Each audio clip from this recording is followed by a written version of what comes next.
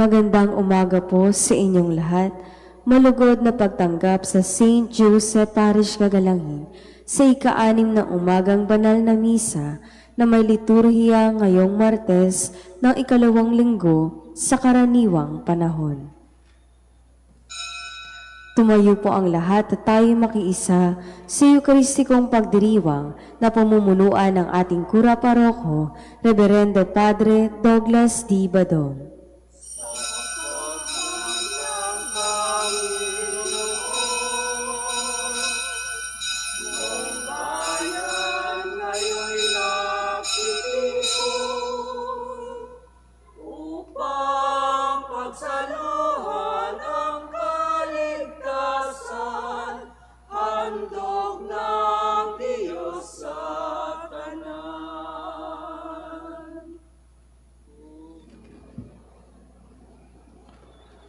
Sa ngalan ng Ama at ng Anak at ng Espiritu Santo. Amen. Ang pagpapala ng ating Panginoong Hesukristo, ang pag-ibig ng Diyos Ama, at ang pakikipagkaisa ng Espiritu Santo naway sa mainyong lahat. At sumaiyo rin. Mga kapatid, aminin natin ang ating mga kasalanan upang tayo'y maging marapat gumanap sa banal na pagdiriwang. Inaamin ko sa makapangyarihang Diyos at sa inyo mga kapatid na lubha akong nagkasala sa isip, sa salita at sa gawa at sa aking pagkukulang. Kaya isinasamo ko sa mahal na Birheng Maria, sa lahat ng mga anghel at mga banal, at sa inyo mga kapatid na ako'y panalangin sa Panginoong ating Diyos. Kaawaan tayo ng makapangyarihang Diyos, patawarin tayo sa ating mga kasalanan at patnubayan tayo sa buhay na walang hanggan. Amen. Panginoon, kaawaan mo kami. Panginoon, kaawaan mo kami. Kristo, kaawaan mo kami. Kristo, kaawaan mo kami. Panginoon, kaawaan mo kami. Panginoon, kaawaan mo kami. Manalangin tayo. Ama naming makapangyarihan, ang langit at lupa ay iyong pinamamahalaan. Dinggin mo ang pagluhog ng iyong sambayanan at pagkalooban mo kami na kapayapaan araw-araw sa pamamagitan ni Jesucristo kasama ng Espiritu Santo magpasawalang hanggan. Amen.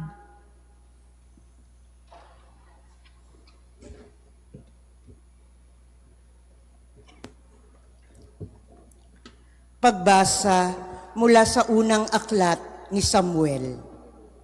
Noong mga araw na iyon, sinabi ng Panginoon kay Samuel, "Huwag mong ikalungkot ng labis ang pagkaalis ko kay Saul bilang hari.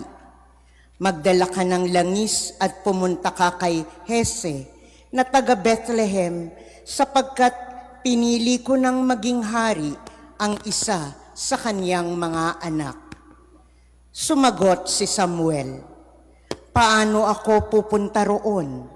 Tiyak na papatayin ako ni Saul kapag nalaman niyang nagpunta ako roon." Sinabi ng Panginoon, "Magdala ka ng isang dumalagang baka at sabihin mong maghahandog ka sa akin.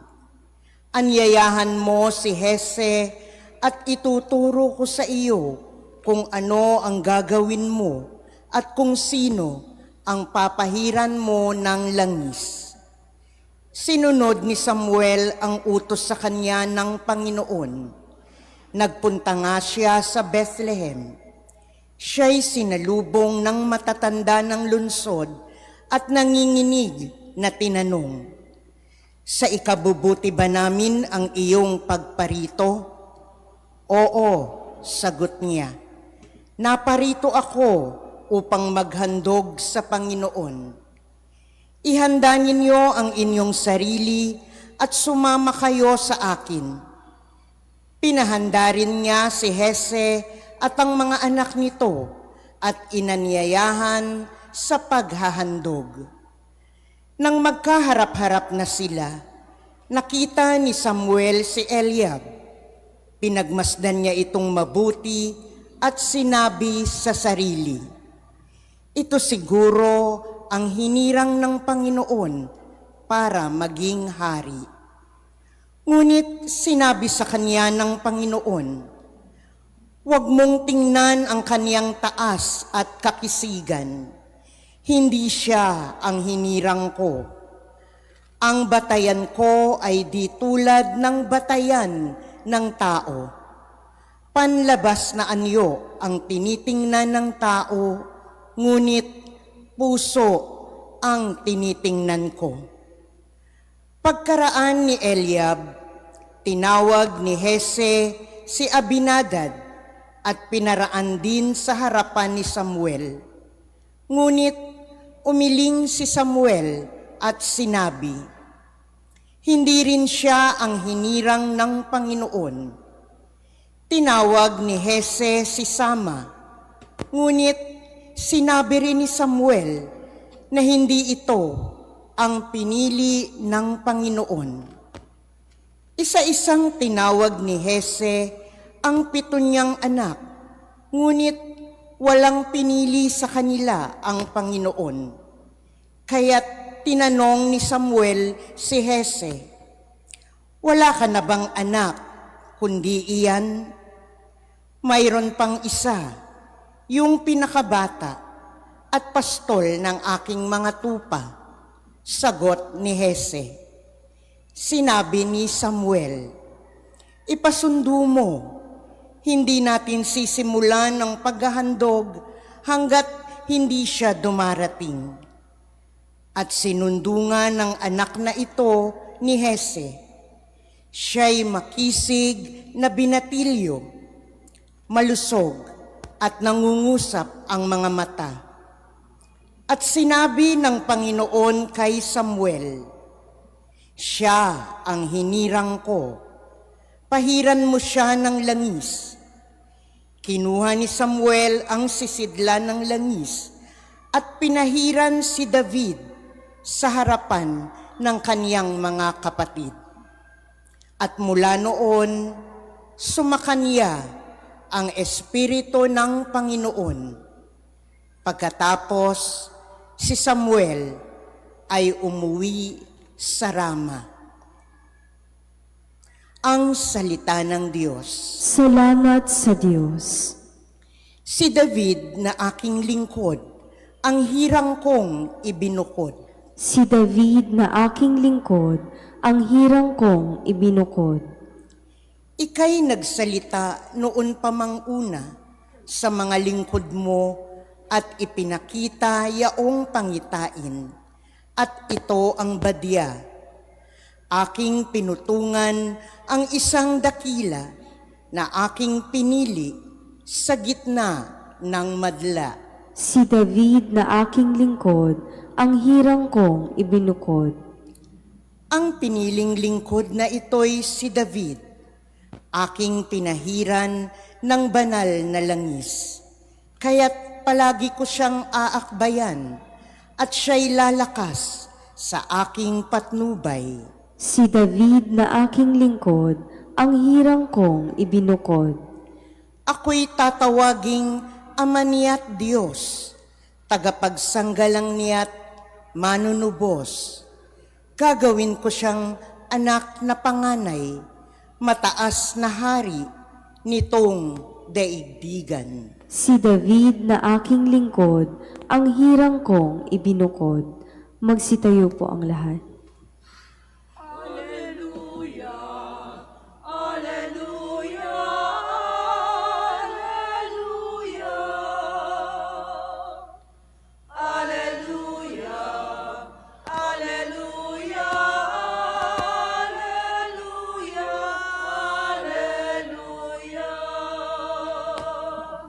Diyos Ama ni Hesukristo, kami ay liwanagan mo at tutugon kami sa iyo. Alleluia, Alleluia, Alleluia, Alleluia, Alleluia, Alleluia,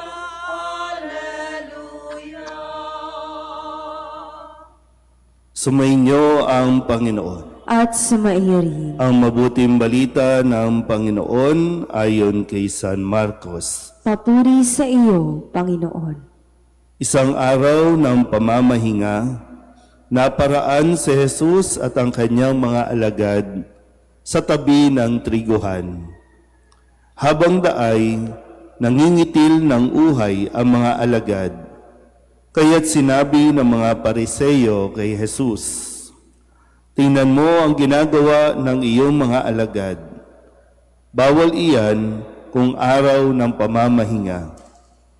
Sinagot sila ni Jesus, "Hindi pa ba ninyo nababasa ang ginawa ni David nung si Abiatar ang pinakapunong saserdote, nang siya at ang kanyang mga kasamay magutom at walang makain?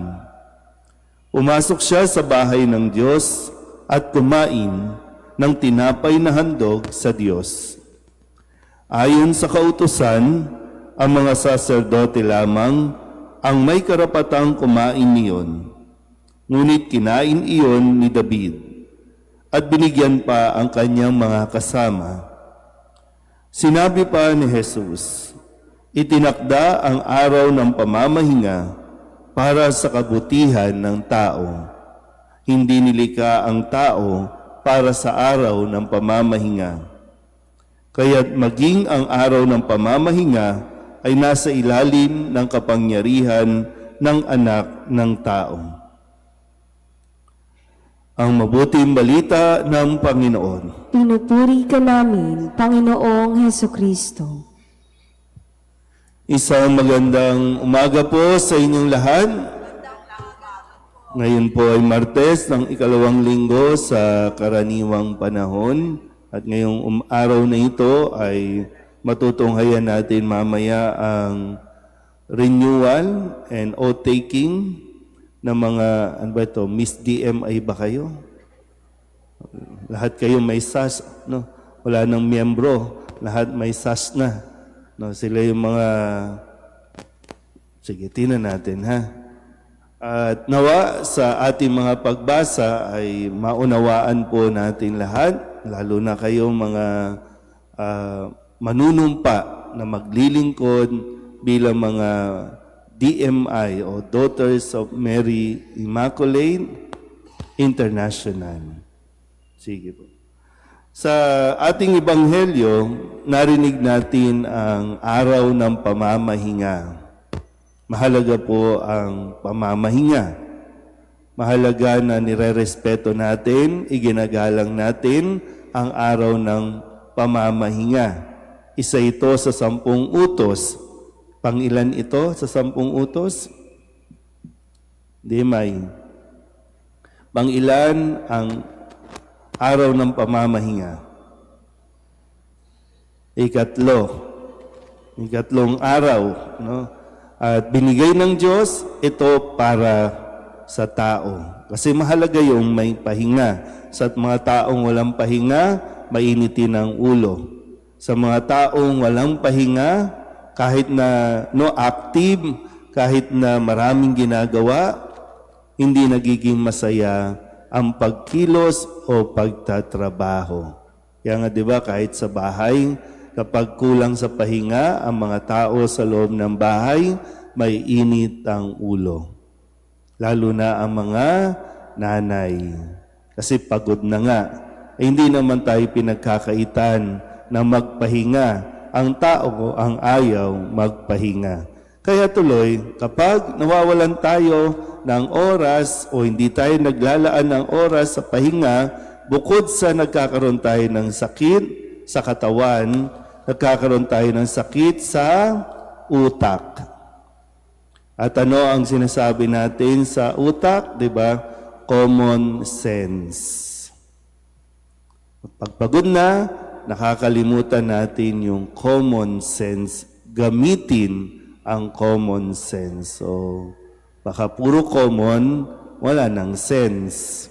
Kasi dito nga po sa ating ebanghelyo, ang mga Pariseo na nakakaalam ng batas, hindi nila naunawaan ng lubusan kung para saan ang batas na ito. Kaya kahit araw ng pamamahinga, wala silang tigil sa paghahanap ng kamalian. Lahat na lang ng kanila pong tinitingnan ay kung paano nila mahahanapan ng kamalian ang mga alagad na Jesus. Kaya pati ang pagpitas ng mga uhay para sa kanila paglabagyan sa utos ng Diyos na huwag magtatrabaho sa araw ng pamamahinga. Marami tayong ginagawa na minsan na nawawalan tayo ng pakikipagkapwa-tao, hindi nagiging masaya ang paglilingkod natin kasi laging ang hinahanap natin kamalian imbis na kabutihan. Kaya nga maging sa ating unang pagbasa, pinapaalala sa atin na ang tinitingnan ng Diyos ay ang puso, hindi ang kakisigan, hindi ang panglabas o pisikal na anyo, kundi ang puso. Kaya sana po, muli sa inyo ng mga miyembro ng Daughters of Mary Immaculate. Puso ang kailangan natin.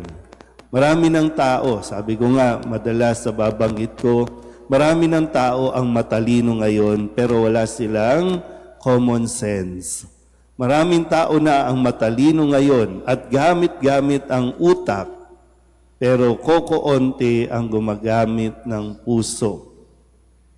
Kaya sana po sa inyong paglilingkod, puso ang pairalin. Hindi yung kung saan-saan tayo tumitingin, lahat na lang sinisita natin, lahat na lang ay pangit ang gagawin ng iba, mamumulis tayo kumbaga. Hindi ganon. Hindi kayo itatalaga, hindi kayo pinipili o pinili ng Diyos para magmaganda dito, kundi para mas maging maganda ang inyong kalooban. Lahat naman po tayo, lahat tayo na naririto, nawa ay mas maunawaan natin ang tawag sa atin ng Diyos. Yung magpatupad ng kabutihan at hindi ang maghanap ng kamalian ng ating kapwa. Amen.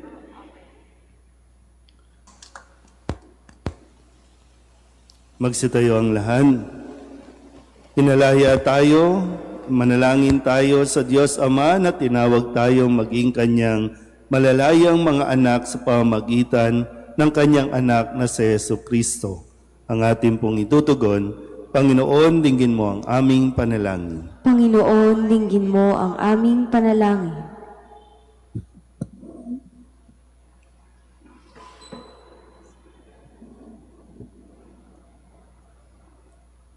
Ang lahat ng mga Kristiyano naway ituring ang mga utos ng Diyos bilang pinto sa kalayaan mula sa pagkakasala at bilang paraan ng paglilingkod sa Diyos at sa kapwa. Manalangin tayo sa Panginoon. Panginoon, dinggin mo ang aming panalangin. Ang lahat ng mga mambabatas naway gumawa ng mga makataong batas na maglilingkod para sa ikabubuti ng lahat.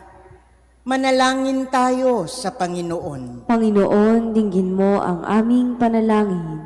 Ang batas, naway wag nating ilagay ng higit pa sa ating pagkatao, bagkus unahin ang pagpapatupad ng dakilang utos na magmahalan tayo. Manalangin tayo sa Panginoon. Panginoon, dinggin mo ang aming panalangin. Sa mga nababahala sa kanilang karamdaman, naway makatagpo sila ng kaginhawaan at lakas sa mga taong nagmamahal at kumakalinga sa kanila. Manalangin tayo sa Panginoon. Panginoon, dinggin mo ang aming panalangin. Ang ating mga yumao, naway tanggapin ng walang hanggang kapayapaan. Manalangin tayo sa Panginoon. Panginoon, dinggin mo ang aming panalangin. Idulog din natin sa Panginoon ang ating mga personal na kahilingan, mga panalangin para sa ating mga pamilya, kasama din ang mga kahilingan ng mga nanonood sa online.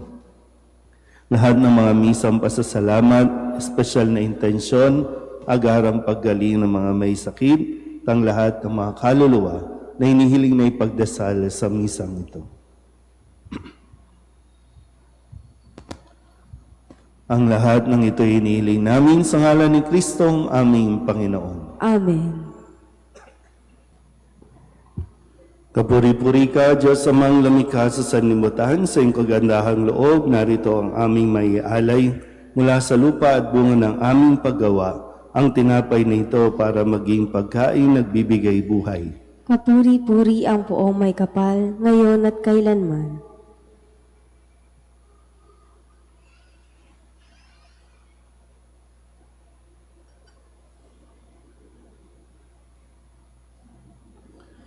Kapuri-puri ka, Diyos amang lamikha sa sanlibutan, sa iyong kagandahang loob, narito ang aming maialay mula sa katas ng ubas at bunga ng aming paggawa, ang alak na ito para maging inuming nagbibigay ng iyong Espiritu. Kapuri-puri ang poong may kapal, ngayon at kailanman.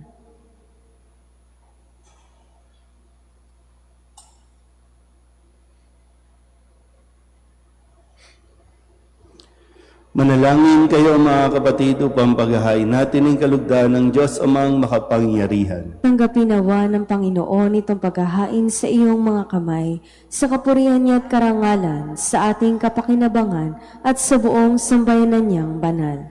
Ama naming lamikha, ipagkaloob mong marapat na ganapin ang banal na paghahain sapagkat tuwing ipinagdiriwang ang alaala ng anak mong nag-alay, ang pagliligtas niya sa tanan ay nangyayari upang aming pakinabangan sa pamamagitan niya kasama ng Espiritu Santo magpasawalang hanggan. Amen. Sumainyo ang Panginoon. At sumaiyo rin, Itaas sa Diyos ang inyong puso at diwa. tinaas na namin sa Panginoon. Pasalamatan natin ang Panginoong ating Diyos. Marapat na siya ay pasalamatan. Ama naming makapangyarihan, tunay ngang marapat na ikaw ay aming pasalamatan. Sa iyong paglingap at kagandahang loob, ang tao'y nilikha mo at pinangangasiwa sa sansinukom. Sa hangad mong siya'y iwastong lubos, siya'y pinagdusa mo sa kanyang pagtalikod.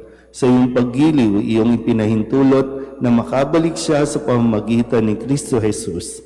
Kaya kaysa ng mga anghel nagsisiawid ng papuri sa iyo, nang walang humpay sa kalangitan, kami nagbubunyi sa iyong kadakilaan. Santo, Santo, Santo, Panginoong Diyos ng mga hukbo, napupuno ang langit at lupa ng kadakilaan mo. O sana sa kaitaasan, pinagpala ang naparirito sa ngalan ng Panginoon. O sana sa kaitaasan. Ama naming banal, ikaw ang bukal ng tanang kabanalan. Kaya't sa pamamagitan ng iyong Espiritu, gawin mong banal ang kaloob na ito upang para sa aming maging katawan at dugo ng aming Panginoong Heso Kristo. Bago niya pinagtiis ang kusang loob na maging handog, inawakan niya ang tinapay, minasalamatan kaniya, inaghati-hati niya iyon, iniabot sa kanyang mga alagad at sinabi, tanggapin ninyong lahat ito at kanin. Ito ang aking katawan na ihahandog para sa inyo.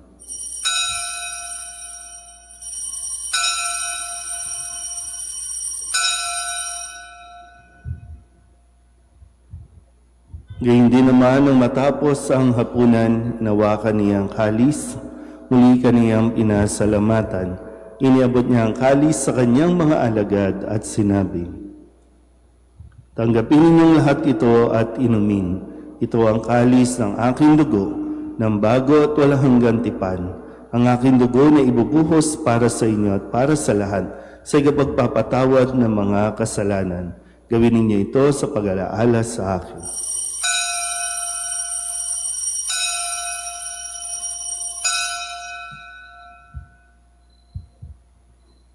Ipagbunyi natin ang misteryo ng pananampalataya. Si Kristo'y namatay, si Kristo'y nabuhay, si Kristo'y babalik sa wakas ng panahon. Ama, ginagawa namin ngayon ang pag-alaala sa pagkamatay at muling pagkabuhay ng iyong anak. Kaya't iniaalay namin sa iyo ang tinapay na nagbibigay buhay at ang kalis na nagkakaloob ng kaligtasan. Kami napapasalamat dahil kami iyong minarapat na tumayo sa harap mo para maglingkod sa iyo. Isinasamo namin kami magsasalo-salo sa katawan at dugo ni Kristo ay mabuklod sa pagkakaisa sa pamamagitan ng Espiritu Santo. Ama, lingapin mo ang iyong simbahang laganap sa buong daigdig. Puspusin mo kami sa pag-ibig, kaysa ni Leon na aming Papa at ni Jose na aming Obispo at ng Tanang Kaparian. Alalahanin mo rin ang mga kapatid naming nahimlay nang may pag-asang sila'y muling mabubuhay, gayon din ang lahat ng mga pumanaw. Kawaan mo sila at patuloyin sa iyong kaliwanagan. Kawaan mo at pagindapating aming lahat na makasalo sa iyong buhay na walang wakas. Kaysa ng mahal na Birheng Maria na ina ng Diyos, ng kabiyak ng puso niyang si San Jose, kaysa ng mga apostol at ng lahat ng mga banal na namuhay dito sa daigdig ng kalugod-lugod sa iyo, may pagdiwang nawa namin ang pagpupuri sa ikararangal mo sa pamamagitan ng iyong anak na aming Panginoong Heso Kristo.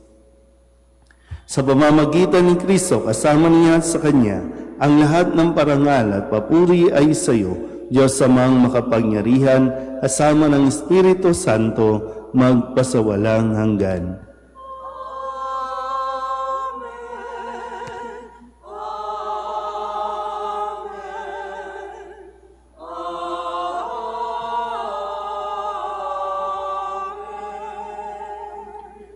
Sa tagubili ng mga nakagagaling na utos at turo ni Jesus sa Panginoon natin at Diyos, ipahayag natin ang lakas loob.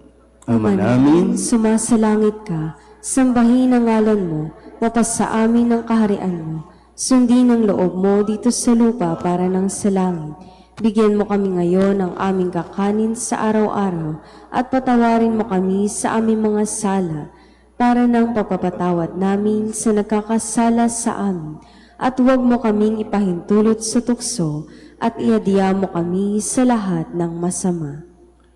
hinihiling namin kami iadya sa lahat ng masama, pagkalooban ng kapayapaan araw-araw, iligtas sa kasalanan at ilayo sa lahat ng kapahamakan. Samantalang aming pinananabikan ang dakilang araw ng pagpapahayag ng tagapagligtas namin sa Heso Kristo. Sapagkat iyo ang kaharian at ang kapangyarihan at ang kapurihan magpakailanman. Amen. Panginoong Heso Kristo, sinabi mo sa iyong mga apostol, kapayapaan ang iniiwan ko sa inyo, ang aking kapayapaan ang binibigay ko sa inyo. Tunghayan mo ang aming pananampalataya at huwag ang aming mga pagkakasala. Pagkalooban mo kami ng kapayapaan at pagkakaisa ayon sa iyong kalooban, sama ng Espiritu Santo, magpasawalang hanggan. Amen. Ang kapayapaan ng Panginoon ay laging sumainyo. At sumaiyo rin. Magbigayan tayo ng kapayapaan sa isa't isa. Kordero ng Diyos na nag-aalis ng mga kasalanan ng sanlibutan, maawa ka sa amin. Kordero ng Diyos na nag-aalis ng mga kasalanan ng sanlibutan, maawa ka sa amin. Kordero ng Diyos na nag-aalis ng mga kasalanan ng sanlibutan, ipagkaloob mo sa amin ang kapayapaan. Ito ang kordero ng Diyos. Ito ang nag-aalis ng kasalanan ng sanlibutan. Mapalad ang mga inaanyayahan sa kanyang piging. Panginoon, hindi ako karapat-dapat na magpatuloy sa iyo, ngunit sa isang salita mo lamang ay gagaling na ako.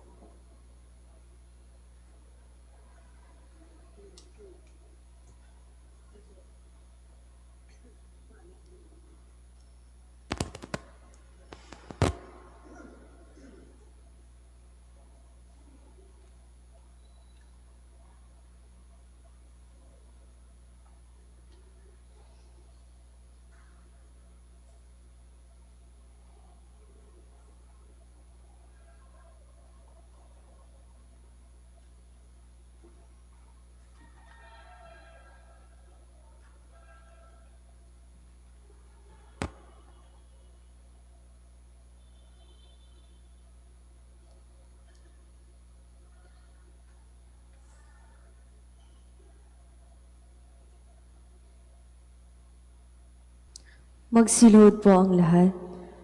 Panalangin kay San Jose, abang tagapangalaga ng tagapagligtas, kabiyak na puso ng mahal na Birheng Maria, sa iyo'y pinagkatiwala ng Diyos ang kaisa-isa niyang anak. Sa iyo nagtiwala si Maria, sa piling mo si Kristo'y naging tao. Maging ama ka rin sa amin pinagpalang Jose, at gabayan mo kami sa landas ng buhay.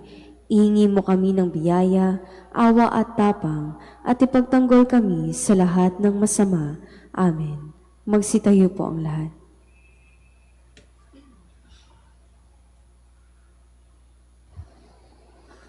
Manalangin tayo. Ama naming mapagmahal, padaluyin mo sa amin ang batis ng Espiritu ng iyong pag-ibig upang kami pinapagsalo mo sa pagkaing iyong bigay para kami pagbuklurin ay magkaisa sa pananalig sa iyo sa pamamagitan ni Jesucristo kasama ng Espiritu Santo magpasawalang hanggan. Amen. Sumainyo ang Panginoon At sumairi. at pagpalain kayo ng makapangyarihang Diyos, Ama at Anak at Espiritu Santo. Amen. Tapos ang banal na misa, humayo tayo sa kapayapaan ni Kristo. Salamat sa Diyos. Magandang umaga po.